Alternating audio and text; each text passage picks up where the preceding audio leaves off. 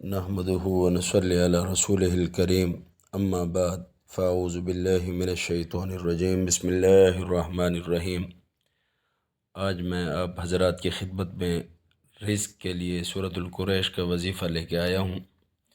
یہ وظیفہ رزق میں برکت کے لیے اور ہر بیماری سے شفا کے لیے ہے۔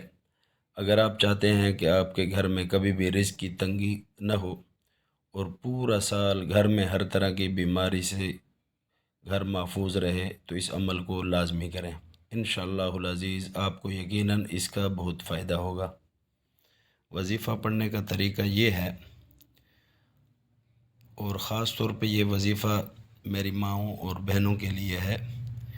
میری مائیں اور بہنیں جب بھی صبح کا ناشتہ تیار کرتی ہیں یا دوپہر کا کھانا بناتی ہیں تو باورچی خانے میں جائیں اور کھانا بنانے سے پہلے آپ نے 3 مرتبہ سورۃ القریش پڑھنی ہے، پھر 1 مرتبہ بسم اللہ الذی لا یضر مع اسمہ شیء فی الارض ولا فی السماء وهو السمیع العلیم، یہ دعا پڑھ کر باورچی خانے میں پھونک مار دینی ہے، یعنی دم کر دینا ہے، اور اس کو اپنی زندگی کا معمول بنا لینا ہے۔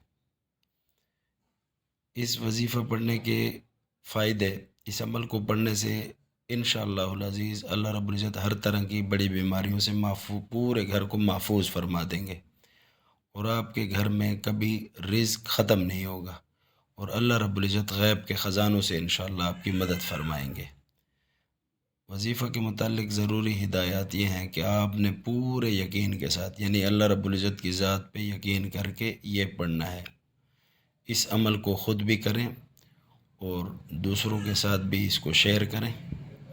اللہ رب العزت آپ کا حامی و ناصر ہو۔